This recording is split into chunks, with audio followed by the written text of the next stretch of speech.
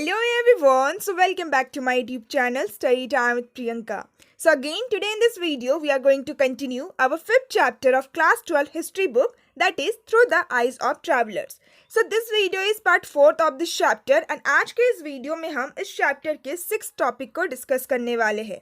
But before starting the 6th topic I hope कि आप लोगों ने इस चैप्टर के सारे ही प्रीवियस पार्ट को ज़रूर देखा होगा. बट स्टिल अगर आप लोगों ने किसी भी पार्ट को मिस किया है then please check out my description box में आपको इस चैप्टर का प्लेलिस्ट का लिंक मिल जाएगा, या फिर आप डायरेक्टली आई बटन को भी क्लिक करके इस चैप्टर के सारे ही प्रीवियस पार्ट को देख सकते हैं. सो नाउ अब हम लोग 6th टॉपिक को डिस्कस करना स्टार्ट करते हैं. So the name of the 6th topic of this chapter is Bernier and the degenerate East. So इस टॉपिक में अगेन हम लोग फ्रांकोइस बर्नियर के बारे में पढ़ने वाले हैं.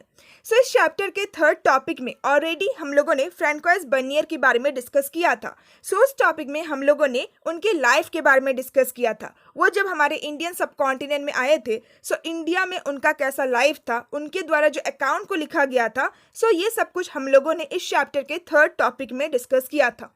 सो नाउ 6th टॉपिक में अब हम लोग क्या डिस्कस करने वाले हैं. सो टॉपिक नंबर 6 में हम लोग इंडियन सब कॉन्टिनेंट के सोसाइटी के बारे में डिस्कस करेंगे according to the account of François Bernier. So François Bernier ने जो अपना अकाउंट लिखा था, सो उस अकाउंट के अकॉर्डिंग हम हमारे इंडियन सब कॉन्टिनेंट के सोसाइटी को समझने वाले हैं कि उस टाइम पीरियड के दौरान हमारे इंडियन सब कॉन्टिनेंट का सोसाइटी किस तरीके से हुआ करता था, क्या कुछ हुआ करता था. सो फ्रांकोइस बर्नियर ने हमारे इंडिया को एंड और भी जितने भी ईस्टर्न कंट्रीज है, सो उन सारे कंट्रीज को डीजेनरेट कहा है. सो डीजेनरेट का मतलब यहाँ पे होता है इंफीरियर या फिर थोड़ा सा लोअर पोजीशन का.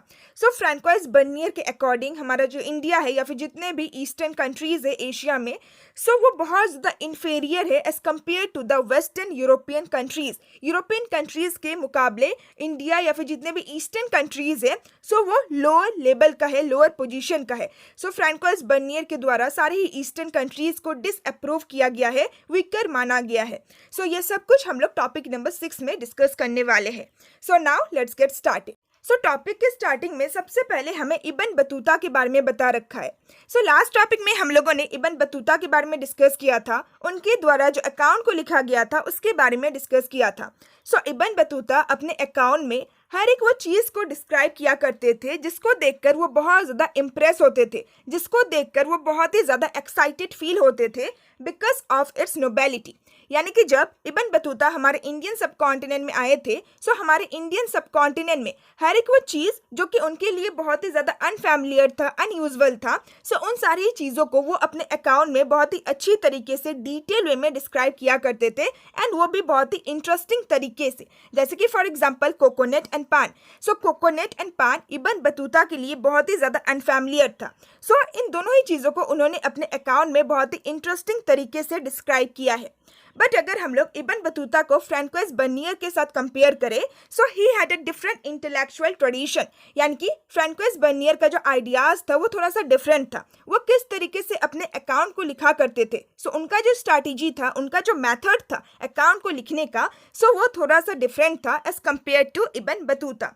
सो फ्रांकोइस बर्नियर का खास का जो फोकस था वो कंपैरिजन करने में था एंड कॉन्ट्रास्ट करने में था. दैट मीन्स कि जब भी वो अपने अकाउंट्स को लिखा करते थे, सो अपने अकाउंट्स में वो हमेशा इंडिया को एंड दूसरे वेस्टर्न यूरोपियन कंट्रीज़ को कंपेयर किया करते थे. सो इंडिया में उन्होंने जो कुछ भी देखा, जो कुछ भी ऑब्जर्व किया, इंडिया का जो सिचुएशन है, सो उन सारी ही चीज़ों को वो यूरोपियन कंट्रीज़ के सिचुएशन के साथ कंपेयर किया करते थे एंड स्पेशली फ्रांस में जो सिचुएशन है उसके साथ कंपेयर किया करते थे, focusing on situation which he consider depressing. And खासकर वो उन सारे सिचुएशन के ऊपर ज़्यादातर फोकस करते थे जो कि उनके लिए बहुत ही ज़्यादा डिप्रेसिंग होता था. यानी कि जब फ्रांकोइस बर्नियर इंडिया आए थे, सो इंडिया में वे सारे प्रैक्टिसेस, वे सारे सिचुएशन जो कि उनके लिए बहुत ही ज़्यादा डिप्रेसिंग है, जिसको वो बहुत ज़्यादा डिसअप्रूव करते थे, जो कि उनके लिए अच्छा नहीं होता था. सो उन्हीं सारी चीज़ों को खासकर वो अपने अकाउंट में फोकस किया करते थे, हाईलाइट किया करते थे एंड उन सारे सिचुएशन को वो यूरोपियन कंट्रीज़ के सिचुएशन के साथ कंपेयर किया करते थे, फ्रांस के सिचुएशन के साथ कंपेयर किया करते थे। सो कंपैरिजन में वो हमेशा इंडिया को इन्फेरियर ही बताते थे as compare to the other western European countries. यानी कि अपने अकाउंट में उन्होंने बार बार इस चीज़ को दर्शाया है कि इंडिया बहुत ही ज़्यादा वीक है, इंडिया का जो पोजीशन है वो बहुत ही ज़्यादा नीचे का पोजीशन है, बहुत ही ज़्यादा लोअर पोजीशन है दूसरे वेस्टर्न यूरोपियन कंट्रीज़ के कंपैरिजन में। सो वेस्टर्न यूरोपियन कंट्रीज़ में काफ़ी ज़्यादा डेवलपमेंट है, वेस्टर्न यूरोपियन कंट्रीज़ बहुत ज़्यादा सुपीरियर है एंड इंडिया बहुत ही ज़्यादा इन्फेरियर है। इंडिया को हमेशा डिसअप्रूव किया गया है बाय फ्रैंकोइस बर्नियर। सो फ्रैंकोइस बर्नियर जब भी अपने अकाउंट्स को लिखते थे, सो अपने अकाउंट्स में वो हमेशा कंपैरिजन किया करते थे, कॉन्ट्रास्ट किया करते थे। इब्न बतूता की तरह वो इंडिया के सिचुएशन को डिस्क्राइब नहीं किया करते थे, बल्कि इंडिया के सिचुएशन को दूसरे यूरोपियन कंट्रीज के सिचुएशन के साथ कंपेयर किया करते थे एंड कंपैरिजन में वो हमेशा इंडिया को इन्फेरियर ही दर्शाया करते थे। ना नेक्स्ट हमें ये बता रखा है कि फ्रैंकोइस बर्नियर के जो भी आइडियाज थे, सो वो पॉलिसी मेकर्स एंड इंटेलिजेंशिया को बहुत ही ज़्यादा इन्फ्लुएंस करते थे, बहुत ही ज़्यादा प्रभावित करते थे। सो थर्ड टॉपिक में हम लोगों ने ये डिस्कस किया था कि फ्रैंकोइस बर्नियर के जो अकाउंट्स थे वो यूरोप में बहुत ही ज़्यादा पॉपुलर होते हैं, अलग अलग लैंग्वेजेस में उनके अकाउंट्स को रीप्रिंट करवाया जाता है। सो जब उन लोगों ने फ्रैंकोइस बर्नियर के अकाउंट को स्टडी किया, देन वो उनके आइडियाज से बहुत ही ज़्यादा इन्फ्लुएंस हुए, बहुत ही ज़्यादा प्रभावित हुए। सो वो लोग भी इंडिया को वैसा ही समझ रहे थे जिस तरीके से फ्रैंकोइस बर्नियर ने अपने अकाउंट में इंडिया को डिस्क्राइब किया है, यानी कि वे सारे लोग भी इंडिया को बहुत ही ज़्यादा इन्फेरियर समझ रहे थे। सो ये सारे यूरोपियन पीपल इतना ज़्यादा इन्फ्लुएंस हो गए थे, इतना ज़्यादा प्रभावित हो गए थे फ्रैंकोइस बर्नियर की आइडियाज़ से कि वो उन सारी चीज़ों को सच मान रहे थे, उन सारी चीज़ों को राइट मान रहे थे जिन सारी चीज़ों को बर्नियर ने अपने अकाउंट में लिखा है। सो जिस तरीके से बर्नियर ने इंडिया के सोसाइटी को डिस्क्राइब किया है कि इंडिया बहुत ही ज़्यादा इन्फेरियर है, इंडिया का जो पोजीशन है वो बहुत ही ज़्यादा लोअर लेवल का है, इंडिया बहुत ज़्यादा वीक है, सो उन्हीं सारी चीज़ों को दूसरे यूरोपियन पीपल भी सच मान रहे थे। सो इसकी वजह से फ्रैंकोइस बर्नियर की तरह ही दूसरे जो यूरोपियन पीपल थे वो अपनी कंट्रीज़ को सुपीरियर समझते थे और इंडिया को हमेशा इन्फेरियर समझते थे। एंड ना सिर्फ इंडिया को बल्कि दूसरे ईस्टर्न एशियन कंट्रीज़ को भी वो इन्फेरियर ही समझते थे। ना नेक्स्ट हमें फ्रैंकोइस बर्नियर के द्वारा जो बुक लिखा गया था that is the troubles in the Mughal empire, इसके बारे में बता रखा है। सो जैसे कि हम लोगों ने थर्ड टॉपिक में डिस्कस किया था कि फ्रैंकोइस बर्नियर 17th सेंचुरी के टाइम पीरियड के दौरान हमारे इंडियन सब कॉन्टिनेंट में आए थे एंड उस टाइम पीरियड में हमारे इंडिया में मुगल एम्पायर चल रहा था, मुगल्स का रूल चल रहा था। सो बर्नियर ने अपना एक बुक लिखा था that is the travels in the Mughal empire. So Mughal empire में उन्होंने जो कुछ भी ऑब्जर्व किया था, जो कुछ भी उन्होंने देखा था, जो कुछ भी उन्होंने नोटिस किया था, सो उन सारी चीज़ों को उन्होंने बहुत ही डिटेल तरीके से अपने इस बुक में डिस्क्राइब किया है that is the travels in the Mughal empire. So François Bernier ने इवन अपने इस बुक में भी लगातार कंपैरिजन किया है मुगल इंडिया को विथ कॉन्टेम्पोररी यूरोप, यानी कि उस टाइम पीरियड के जितने भी यूरोपियन कंट्रीज थे, सो दूसरे यूरोपियन कंट्रीज के साथ उन्होंने मुगल इंडिया को कंपेयर किया है। एंड जब भी वो कंपैरिजन किया करते थे सो वो यूरोपियन कंट्रीज को हमेशा सुपीरियर ही दर्शाया करते थे, यानी कि यूरोपियन कंट्रीज बहुत ही ज़्यादा सुपीरियर है, बहुत ही ज़्यादा ऊंचे लेवल का है, वेरेज जो मुगल इंडिया है वो बहुत ही ज़्यादा इन्फेरियर है। सो हमें इनके बुक में भी कंपैरिजन देखने को मिलता है। सो चाहे हम इनके अकाउंट्स की बात करें या फिर बुक की बात करें, ये हमेशा कंपैरिजन ही किया करते थे एंड कंपैरिजन में ये हमेशा इंडिया को इन्फेरियर ही दर्शाया करते थे एंड यूरोपियन कंट्रीज को हमेशा सुपीरियर दर्शाया करते थे। So his representation of India works on the model of binary opposition. So उन्होंने अपने बुक में इंडिया को बाइनरी अपोजिशन के मॉडल में रिप्रेजेंट किया है। Now what is binary opposition? So binary opposition का मतलब होता है जो एक दूसरे के एकदम अपोजिट होता है। So उन्होंने अपने बुक में इंडिया को प्रेजेंट किया है as the inverse of Europe, यानी कि इंडिया यूरोप के एकदम विपरीत है, एकदम अपोजिट है, यानी कि यूरोप में बहुत ज़्यादा डेवलपमेंट है, यूरोप बहुत ही ज़्यादा सुपीरियर है एंड यूरोप के कंपैरिजन में इंडिया बहुत ही ज़्यादा इन्फेरियर है, इंडिया में बिल्कुल भी डेवलपमेंट नहीं है। सो इंडिया को उन्होंने यूरोप के एकदम अपोजिट बताया है। यूरोप जितना ज़्यादा ऊंचा है उतने ही नीचे पोजीशन में इंडिया है। एंड साथ ही साथ जब फ्रैंकोइस बर्नियर हमारे इंडियन सब कॉन्टिनेंट में आए थे, मुगल इंडिया में आए थे, सो उस टाइम पीरियड के दौरान हमारे इंडिया में जो भी डिफरेंसेस थे, सो उन सारे डिफरेंसेस को उन्होंने नोटिस किया, उन सारे डिफरेंसेस को उन्होंने ऑब्जर्व किया एंड उन सारे डिफरेंसेस को उन्होंने अपने बुक में, उन्होंने अपने अकाउंट में हायरार्किकली ऑर्डर में प्रेजेंट किया। सो इसके द्वारा भी उन्होंने इंडिया को इंफीरियर बताया है टू द वेस्टर्न वर्ल्ड, यानी कि दूसरे वेस्टर्न यूरोपियन कंट्रीज के कंपैरिजन में इंडिया बहुत ही ज्यादा इंफीरियर है, इंडिया का पोजीशन बहुत ही लोअर लेवल का है। सो इंडिया को हमेशा उन्होंने डिसअप्रूव किया है, इंडिया को उन्होंने हमेशा वीकर बताया है as compare to the other western European countries. So with this हमने टॉपिक नंबर 6 के इंट्रोडक्शन को डिस्कस कर लिया। नाउ हमारा टॉपिक नंबर 6 का जो पहला सब टॉपिक है वो है the question of land ownership. So इस टॉपिक में हमें यह बता रखा है कि फ्रांकोइस बर्नियर के according Mughal India and Europe के बीच में जो सबसे एक फंडामेंटल डिफरेंस है, एक जो मेन डिफरेंस है वो है lack of private property in land. यानी कि हमारे मुगल इंडिया में प्राइवेट प्रॉपर्टी नहीं हुआ करता था, यानी कि मुगल इंडिया में जो भी सिटीजन्स रहते हैं, जो भी सब्जेक्ट्स रहते हैं, सो किसी के पास भी ये परमिशन नहीं था कि वो प्राइवेट प्रॉपर्टी को ओन कर सकते हैं, प्राइवेट लैंड को ओन कर सकते हैं। सो मुगल इंडिया में जो भी लैंड्स वगैरह था, सो सब कुछ गवर्नमेंट के कंट्रोल में था, सब कुछ राजा के कंट्रोल में था। वेरएस अगर आप यूरोपियन कंट्रीज की बात करें, सो यूरोपियन कंट्रीज में प्राइवेट प्रॉपर्टी होता था। यूरोपियन कंट्रीज में रहने वाले जो लोग होते थे, वे लोग प्राइवेट प्रॉपर्टी को ओन कर सकते थे, किसी भी लैंड को ओन कर सकते थे। उनके लिए लैंड जो होता था वो एक प्राइवेट प्रॉपर्टी होता था, जो कि हमें मुगल इंडिया में देखने को नहीं मिलता है। सो ये सबसे बड़ा डिफरेंस था मुगल इंडिया एंड यूरोप के बीच में।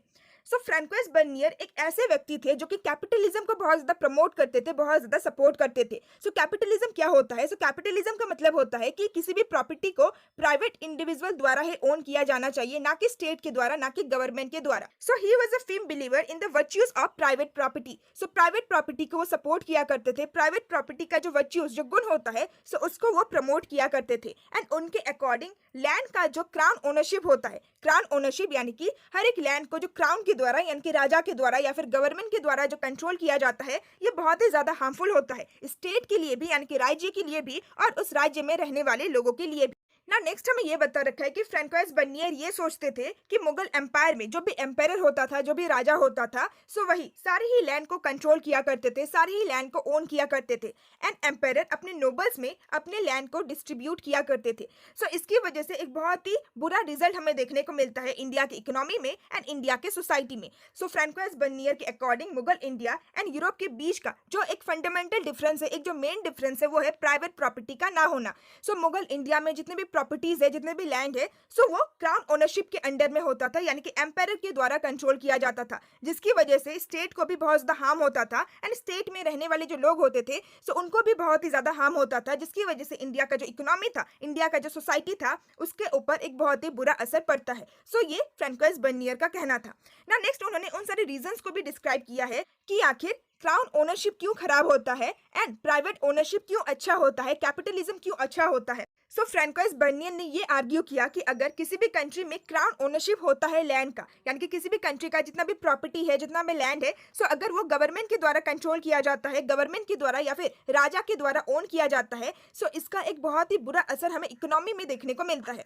सो राजा क्या करेगा? इतने सारे प्रॉपर्टी, इतने सारे लैंड का वो खुद तो यूज नहीं करेगा, वो अपने नोबल्स में उन सारे लैंड को डिस्ट्रीब्यूट कर देगा, डिवाइड कर देगा। सो जो भी नोबल होगा, जो भी लैंड होल्डर होगा, जिसको वो पर्टिकुलर लैंड मिलेगा, सो वो हमेशा के लिए उसको नहीं मिलेगा एंड उस लैंड को वो अपने चिल्ड्रन में पास नहीं कर सकता है। यानी कि जो भी एक पर्टिकुलर लैंड किसी भी लैंड होल्डर को मिला है, किसी भी नोबल को मिला है राजा के द्वारा, सो वो जो लैंड है, उस लैंड के ऊपर उनका हमेशा के लिए कंट्रोल नहीं होगा, परमानेंट कंट्रोल नहीं होगा। ऐसा नहीं है कि राजा के द्वारा किसी भी व्यक्ति को एक लैंड दे दिया गया एंड वो जो लैंड है वो हमेशा के लिए उसका ही हो गया। ऐसा नहीं है कि अगर उस लैंड होल्डर का, अगर उस नोबल का डेथ हो जाता है जिसको ये लैंड दिया गया है, सो इस लैंड का जो ओनरशिप है वो उनके चिल्ड्रन में पास हो जाएगा। सो ऐसा नहीं है, बल्कि राजा किसी भी नोबल को, किसी भी लैंड होल्डर को जब भी लैंड दिया करते थे, देन वो कुछ ही पीरियड ऑफ टाइम के लिए दिया करते थे, ना कि परमानेंटली वो उस लैंड को दिया करते थे। सो बर्नियर के अकॉर्डिंग इसका एक बहुत ही बुरा असर पड़ता है इंडिया के सोसाइटी में, इंडिया के इकोनॉमी में। सो अगर कोई भी जो पर्टिकुलर पीस ऑफ लैंड है वो हमेशा के लिए किसी भी व्यक्ति को नहीं दिया जाता है, सो इसकी वजह से वो जो लैंड होल्डर है, वो जो नोबल है, वो उस पर्टिकुलर पीस ऑफ लैंड के ऊपर कभी भी लॉन्ग टर्म में इन्वेस्टमेंट नहीं करेगा, प्रोडक्शन को एक्सपेंड करने के लिए, प्रोडक्शन को इंक्रीज करने के लिए। सो अगर कोई भी पीस ऑफ लैंड है, अगर आपको पता है कि ये जो लैंड है ये मुझे कुछ ही पीरियड ऑफ टाइम के लिए मिला है, हमेशा के लिए ये जो लैंड है ये मेरा नहीं है, सो इस लैंड के ऊपर मैं ज़्यादा इन्वेस्टमेंट नहीं करूंगा, खासकर लॉन्ग टर्म में इन्वेस्टमेंट नहीं करूंगा कि मुझे ज़्यादा से ज़्यादा प्रोडक्शन करना है, हमेशा के लिए ये लैंड मेरा ही रहने वाला है। सो ऐसा नहीं है। सो इसी वजह से कोई भी लैंड होल्डर किसी भी पर्टिकुलर पीस ऑफ लैंड के ऊपर लॉन्ग टर्म में इन्वेस्टमेंट नहीं करते थे प्रोडक्शन को इंक्रीज करने के लिए। सो इसकी वजह से हमारा जो इकोनॉमी था वो इतना ज़्यादा ग्रो नहीं होता था, एग्रीकल्चर प्रोडक्शन इतना ज़्यादा इंक्रीज नहीं होता था। So in the absence of private property in land had therefore prevented the emergence of a class of improving landlords with a concern to maintain or improve the land. So Bernier के according private property की ना होने की वजह से हमारी country में improving landlords का जो क्लास है उसका इमर्जेंस नहीं होता है, जो कि लैंड को इंप्रूव कर सकता है, जो कि लैंड को मेंटेन कर सकता है। दैट मीन्स कि हमारे कंट्री में प्राइवेट ओनरशिप नहीं है, किसी भी व्यक्ति को लैंड को ओन करने का अधिकार नहीं है। सो इसकी वजह से वे सारे जो लैंडलॉर्ड्स होते थे जो कि खुद का इन्वेस्टमेंट किया करते थे लैंड्स के ऊपर प्रोडक्शन को इंक्रीज करने के लिए, वे सारे लैंडलॉर्ड्स जो कि लैंड को इंप्रूव करने के लिए, प्रोडक्शन को इंक्रीज करने के लिए बहुत ही ज्यादा लैंड के ऊपर इन्वेस्टमेंट करते थे। सो वे सारे लैंडलॉर्ड्स का एब्सेंस हमें देखने को मिलता है इंडिया में। सो इसी वजह से इंडिया का जो एग्रीकल्चर प्रोडक्शन था उसमें इतना ज्यादा इंक्रीजमेंट नहीं होता है। इसी वजह से इंडिया का जो इकोनॉमी था वो इतना ज्यादा इंक्रीज नहीं होता है, इतना ज्यादा डेवलप नहीं होता है। साथ ही साथ फ्रांकोइस बर्नियर के द्वारा ये भी कहा गया कि हमारे इंडिया में प्राइवेट प्रॉपर्टी की ना होने की वजह से हमारे इंडिया का जो एग्रीकल्चर है सो वो लगातार डिक्लाइन हो रहा है, लगातार उसका डाउनफॉल हो रहा है। साथ ही साथ हमारे कंट्री में जो पिजेंट्री है सो पिजेंट्री के ऊपर बहुत ज़्यादा ऑपरेशन होता है, पिजेंट्री के ऊपर बहुत ही ज़्यादा अत्याचार किया जाता है। एंड साथ ही साथ हमारे इंडियन सोसाइटी में रहने वाले जितने भी सेक्शन है एक्सेप्ट द रूलिंग एरिस्टोक्रेसी, सो इसको छोड़ के हमारी इंडियन सोसाइटी में रहने वाले जितने भी सेक्शन है सो उन सारे लोगों का लिविंग स्टैंडर्ड जो है वो बहुत ही ज्यादा पोर है, वो कंटिन्यूसली डिक्लाइन होते जा रहा है। सो रूलिंग एरिस्टोक्रेसी किन सारे लोगों को कहा जाता है जो कि ऊंचे वर्ग के होते हैं, जो नोबेलिटी होते हैं, जो कि कंट्री को गवर्न किया करते हैं, सो उन्हीं को रूलिंग एरिस्टोक्रेसी कहा जाता है। सो इस सेक्शन को छोड़ के बाकी जितने भी सेक्शन हुआ करते थे हमारी सोसाइटी में सो सारे लोगों का जो स्टैंडर्ड ऑफ लिविंग था वो बहुत ही ज्यादा पोर था। सो फ्रांकोइस बर्नियर के द्वारा ये कुछ रीजन को दिया गया था जिसकी वजह से प्राइवेट प्रॉपर्टी का होना बहुत ही ज्यादा जरूरी है एंड क्राउन जो ओनरशिप होता है लैंड का वो बहुत ही ज्यादा खराब है। इसकी वजह से इंडिया का जो इकोनॉमी था उसका बहुत ज्यादा डिक्लाइन होता है, इसका जो एक बुरा असर पड़ता है इंडिया के इकोनॉमी में एंड इंडिया के सोसाइटी में। सो आई होप कि आपको ये सारे पॉइंट समझ में आ गए होंगे। सो आई नो कि ये टॉपिक थोड़ा सा कंफ्यूजिंग है, बट इस वीडियो को देखने के बाद एक बार आप लोग खुद से बुक को रीड कीजिए एंड हो सके तो अगेन दोबारा से आप इस वीडियो को देखिए, तब आपको ये टॉपिक समझ में आ जाएगा। नाउ नेक्स्ट, इसी चीज को एक्सटेंड करते हुए बर्नियर ने इंडियन सोसाइटी को डिस्क्राइब किया है कि इंडियन सोसाइटी में काफी सारे पोर पीपल रहते हैं, एक जैसे पोर पीपल रहते हैं, और इंडियन सोसाइटी में बहुत ही कम rich and powerful ruling class रहते हैं। एंड ये सारी जो rich and powerful ruling class है सो ये लोग हमेशा जो पोर क्लास है उसको सब्जुकेट करते हैं, यानी कि उसको कंट्रोल करते हैं। सो हमारे इंडियन सोसाइटी में काफ़ी सारे पोर पीपल है and small minority of rich people है, पावरफुल रूलिंग क्लास है, जो कि इन सारे पोर पीपल को सब्जुकेट किया करते हैं, यानी कि कंट्रोल किया करते हैं। सो इंडियन सोसाइटी में गरीब से गरीब व्यक्ति है और रिचर से रिचर व्यक्ति है, यानी कि अमीर से अमीर व्यक्ति है। बट इंडिया में कोई भी ऐसा क्लास नहीं है, ऐसा ग्रुप नहीं है जो कि इन दोनों ही ग्रुप के बीच में है, यानी कि इंडिया में कोई भी मिडिल स्टेट नहीं है, मिडिल क्लास नहीं है, जो कि ना ज़्यादा पोर होते हैं और जो कि ना ज़्यादा रिच होते हैं।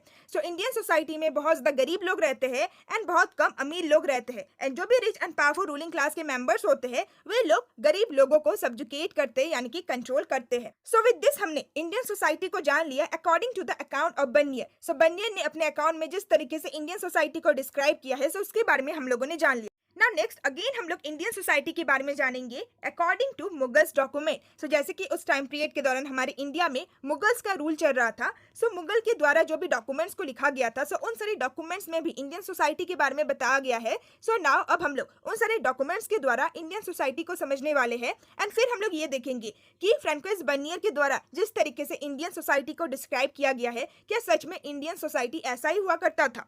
सो हमें जितने भी मुगल के ऑफिशियल डॉक्यूमेंट्स मिले हैं सो उन सारे ही डॉक्यूमेंट्स में कहीं पे भी ये मेंशन नहीं किया गया है कि मुगल इंडिया में जितने भी लैंड्स होते थे, जितने भी प्रॉपर्टी होता था सो उसको सिर्फ और सिर्फ किंग के द्वारा ही कंट्रोल किया जाता था, सिर्फ और सिर्फ स्टेट के द्वारा यानी कि गवर्नमेंट के द्वारा ही कंट्रोल किया जाता था। ना नेक्स्ट हमें ये बता रखा है कि अकबर के रूलिंग टाइम पीरियड के दौरान मुगल एम्पायर में एक ऑफिशियल क्रॉनिकलर होते थे जिनका नाम था अबुल फैजल 16th सेंचुरी के टाइम पीरियड के दौरान। सो अबुल फैजल अकबर के क्रॉनिकलर थे। सो क्रॉनिकलर का आप सिंपल मीनिंग समझ लीजिए कि राइटर जो कि अकाउंट्स वगैरह लिखता है।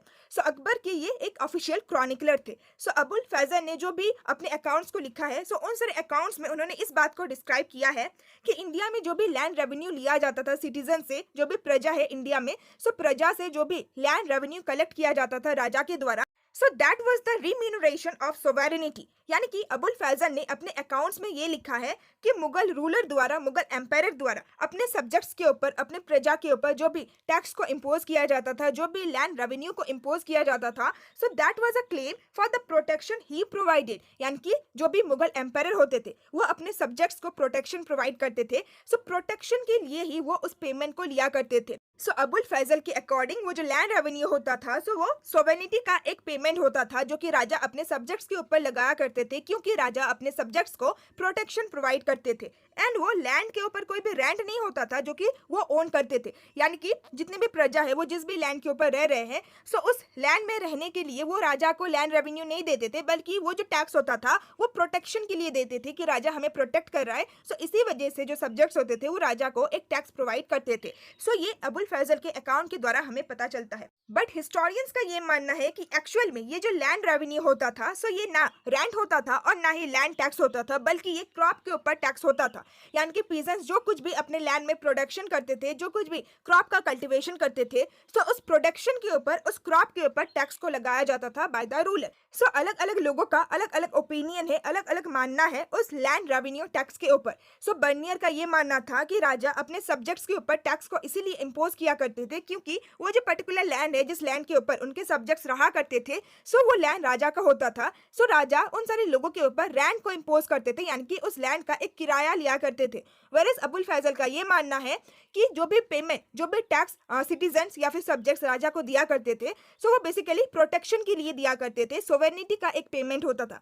वेरएज अगर हम लोग हिस्टोरियंस की बात करें, सो हिस्टोरियंस के अकॉर्डिंग ना ही ये रेंट होता था और ना ही ये लैंड टैक्स होता था, बल्कि ये क्रॉप टैक्स होता था जो कि पीजेंट्स के ऊपर लगाया जाता था। जो भी प्रोडक्शन वगैरह होता था, सो उसके ऊपर एक टैक्स को लगाया जाता था ना। नेक्स्ट हमें कुछ वेस्टर्न थ्योरिस्ट के बारे में बता रखा है। सो बर्नियर का जो डिस्क्रिप्शन था, बर्नियर का जो अकाउंट था, एंड उस अकाउंट में उन्होंने इंडियन सोसाइटी को जिस भी तरीके से डिस्क्राइब किया है, सो उसका एक बहुत ही इंपॉर्टेंट इन्फ्लुएंस पड़ता है वेस्टर्न थ्योरिस्ट के ऊपर from the 18th century onwards. यानी कि एज आई सेड कि बर्नियर का जो अकाउंट था वो बहुत ही ज्यादा पॉपुलर होता है पूरे ही यूरोप में। सो जितने भी वेस्टर्न थ्योरिस्ट थे, यानी कि वेस्टर्न कंट्रीज के जितने भी फिलोसोफर्स थे, जितने भी थ्योरिस्ट थे, सो वो जब बर्नियर के अकाउंट को पढ़ते हैं, देन उसको पढ़ के उनके ऊपर एक इन्फ्लुएंस होता है, एक प्रभाव होता है 18th सेंचुरी के बाद से।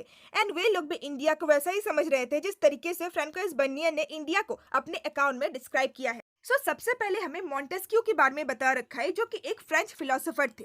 सो मॉन्टेस्क्यू ने अपने अकाउंट में ओरिएंटल डिस्पोटिज्म की आइडिया को डेवलप किया है ना। What is oriental despotism? So oriental basically eastern countries को कहा जाता है, एंड डिस्पोटिज्म का मतलब होता है डिक्टेटरशिप। सो ईस्टर्न कंट्रीज में जो डिक्टेटरशिप का रूल था, यानी कि राजा का जो कंट्रोल होता था, सो उसी को उन्होंने डिस्क्राइब किया है अपने अकाउंट में।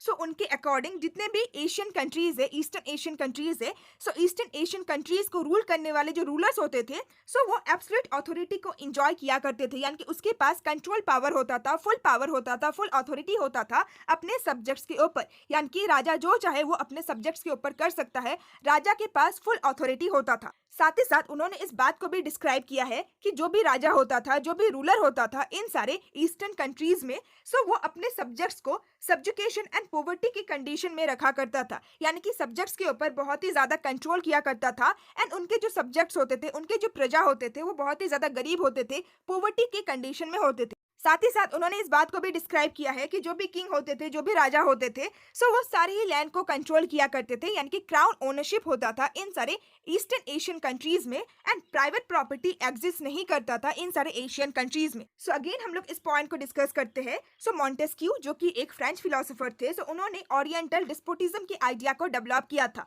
सो इस थ्योरी के अकॉर्डिंग, इस आइडिया के अकॉर्डिंग एशियन कंट्रीज में जितने भी रूलर्स होते हैं, सो उनके पास बहुत ही ज्यादा अथॉरिटी होता है, बहुत ही ज्यादा पावर होता है, एंड वो लोग अपने सब्जेक्ट्स को बहुत ही ज्यादा कंट्रोल किया करते थे। उनके सब्जेक्ट्स बहुत ही ज्यादा गरीब होते थे, एंड ये सारे जो राजा होते थे, सो वे सारी ही लैंड को कंट्रोल किया करते थे, एंड इन सारे कंट्रीज में प्राइवेट प्रॉपर्टी एग्जिस्ट नहीं करता था। सो मॉन्टेस्क्यू के व्यू के अकॉर्डिंग, उनके आइडिया के अकॉर्डिंग, उनके थ्योरी के अकॉर्डिंग, इन सारे एशियन कंट्रीज में जितने भी लोग होते थे except the empire and his nobles, यानी कि राजा को छोड़कर, एंड राजा के जो नोबल्स होते थे, एरिस्टोक्रेसी क्लास के जो मेंबर्स होते थे, उनको छोड़कर इन सारे एशियन कंट्रीज में रहने वाले जितने भी भी लोग होते थे, सो वो लोग हार्डली मैनेज कर पाते थे टू सर्वाइव, यानी कि बहुत ही मुश्किल से वो लोग अपने जीवन को बिता रहे थे, बहुत ही मुश्किल से वो लोग सर्वाइव कर रहे थे पॉवर्टी के कंडीशन में, एंड बहुत ही ज़्यादा कंट्रोल होता था उनके ऊपर। सो ये मॉन्टेस्क्यू के द्वारा कहा गया था। सो उनका ये जो व्यू था कहीं ना कहीं ये बहुत ही ज़्यादा इन्फ्लुएंस था बर्नियर के डिस्क्रिप्शन से। सो बर्नियर के अकाउंट को उन्होंने पढ़ा था, एंड उस अकाउंट के द्वारा उन्होंने इंडियन सोसाइटी को जैसा समझा था, सो उसी के अकॉर्डिंग उन्होंने ओरिएंटल डिस्पोटिज्म के आइडिया को डेवलप किया था। सो बर्नियर के डिस्क्रिप्शन या फिर बर्नियर के अकाउंट का बहुत ही ज़्यादा इन्फ्लुएंस होता है वेस्टर्न थ्योरिस्ट के ऊपर। ना नेक्स्ट हमें कार्ल मार्क्स के बारे में बता रखा है। सो उनका ये जो आइडिया था, मॉन्टेस्क्यू का ये जो आइडिया था, सो उसको फर्दर और ज़्यादा डेवलप किया जाता है कार्ल मार्क्स के द्वारा by giving the concept of Asiatic mode of production in the 19th century. So Karl Marx के द्वारा 19th सेंचुरी में एशियाटिक मोड ऑफ प्रोडक्शन का जो कॉन्सेप्ट है, जो आइडिया है, वो डेवलप किया जाता है। सो कार्ल मार्क्स ने ये आर्ग्यू किया है कि कॉलोनियलिज्म से पहले, यानी कि जब इंडिया में ब्रिटिशर्स का कंट्रोल नहीं था, सो उस टाइम पीरियड में इंडिया में जो भी सरप्लस प्रोडक्शन होता था, सो उसको स्टेट द्वारा ही अप्रोप्रिएट किया जाता था, यानी कि स्टेट द्वारा ही एक्सेप्ट किया जाता था, कंट्रोल किया जाता था।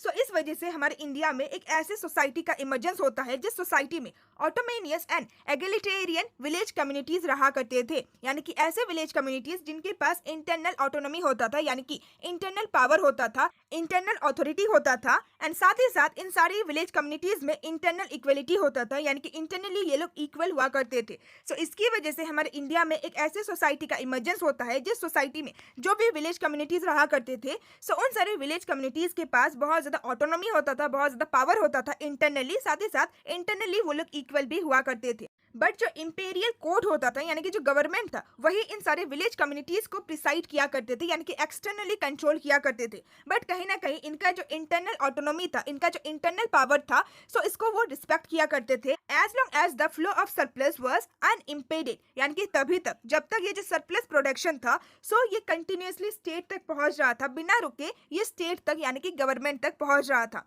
सो तब तक ये जो स्टेट था, जो गवर्नमेंट था, सो वो इन सारे विलेज कम्युनिटीज को ऑटोनॉमी प्रोवाइड किया करता था, इंटरनल ऑटोनॉमी प्रोवाइड किया करता था। So this was regarded as a stagnant system, इसको एक स्टैग्नेंट सिस्टम कहा गया है। सो आई होप कि आपको कार्ल मार्क्स के आइडिया के बारे में भी पता चल गया होगा। सो कार्ल मार्क्स के अकॉर्डिंग हमारे इंडिया में एक ऐसा सोसाइटी हुआ करता था जिस सोसाइटी में जो भी विलेज कम्युनिटीज एग्जिस्ट करते थे, सो उनके पास ऑटोनॉमी होता था, उनके पास इक्वलिटी होता था, बट तब तक ही होता था जब तक वो अपना जो सरप्लस प्रोडक्शन है, जो एक्स्ट्रा प्रोडक्शन है, सो उस सरप्लस प्रोडक्शन को जब तक वो गवर्नमेंट को दिया करते थे, तभी तक जो गवर्नमेंट है वो इन लोगों को इंटरनल ऑटोनॉमी प्रोवाइड करता था।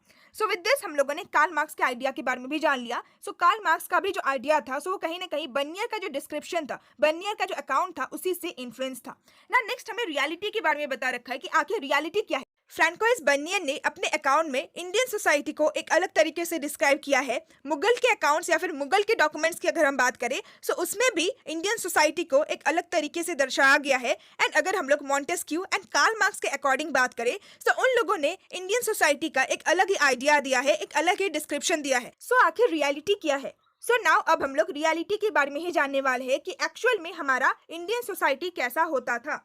सो 16 एंड 17 सेंचुरी के टाइम पीरियड के दौरान हमारे इंडिया में जो रूरल सोसाइटी था, सो हमारे इंडिया के रूरल सोसाइटी में सोशल एंड इकोनॉमिक डिफरेंसेस होते थे। सो ये क्लियर है, ये सही बात है कि हमारी इंडियन सोसाइटी में काफ़ी ज़्यादा सोशल एंड इकोनॉमिक डिफरेंसेस होते थे during the time period of 16 and 17 century. And हमें हमारे इंडियन सोसाइटी में 4 कैटेगरीज के पीपल देखने को मिलते हैं। सो एक तरफ हमें हमारे इंडियन सोसाइटी में बिग जमींदार देखने को मिलते हैं जिनके पास बहुत ज़्यादा राइट होता था लैंड को ओन करने का, यानी कि उनके पास अधिकार होता था कि वो लैंड को ओन कर सकते हैं। वेयरएज दूसरे तरफ हमें अनटचेबल लैंडलेस लेबर्स देखने को मिलते थे, यानी कि ऐसे लेबर्स जिनके पास लैंड नहीं होता था एंड वो लोग अनटचेबल्स भी होते थे। एंड इन दोनों ही ग्रुप्स या फिर इन दोनों ही क्लास के बीच में हमें और 2 क्लास देखने को मिलता है, that is the big pigeon and smaller pigeon.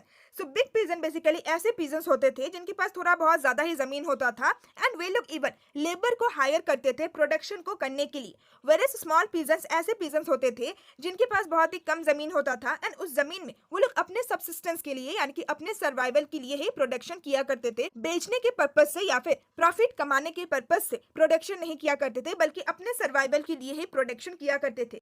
So 16 and 17 centuries के टाइम पीरियड के दौरान हमारे इंडियन सोसाइटी में 4 क्लासेस एग्जिस्ट करते थे। सो पहला है बिग जमींदार, दूसरा है बिग पीजेंट, तीसरा है स्मॉलर पीजेंट एंड सबसे जो लास्ट पोजीशन है, जो सबसे लास्ट सोशल ग्रुप है, सो उसमें अनटचेबल लैंडलेस लेबरर्स को प्लेस किया गया। सो ऐसा कुछ हमारे इंडियन सोसाइटी का स्ट्रक्चर हुआ करता था। सो ये रियलिटी है। सो विद दिस हमारा टॉपिक नंबर 6.1 कंप्लीट होता है। सो आई नो कि टॉपिक को समझने में थोड़ा सा प्रॉब्लम हुआ होगा आप लोगों को, ये टॉपिक थोड़ा सा कंफ्यूजिंग है, बट प्लीज़ इस वीडियो को देखने के बाद एक बार आप लोग खुद से बुक को रीड कीजिए एंड हो सके तो अगेन आप लोग इस वीडियो को देखिए बुक को रीड करने के बाद, तब आपको ये टॉपिक समझ में आ जाएगा। सो नेक्स्ट टॉपिक हम अपने नेक्स्ट वीडियो में ही डिस्कस करेंगे, टॉपिक नंबर 6.2, एंड साथ ही साथ उस वीडियो में हम जो लास्ट टॉपिक है टॉपिक नंबर 7 उसको भी डिस्कस करेंगे। सो नेक्स्ट वीडियो हमारा इस चैप्टर का लास्ट पार्ट होगा, जिसमें हम लोग इस चैप्टर को कंप्लीट करेंगे, खत्म करेंगे। सो विद दिस आज के इस वीडियो का एंड करते हैं। So now see also in my next video, till then bye bye and stay tuned to my channel and thanks for watching my video.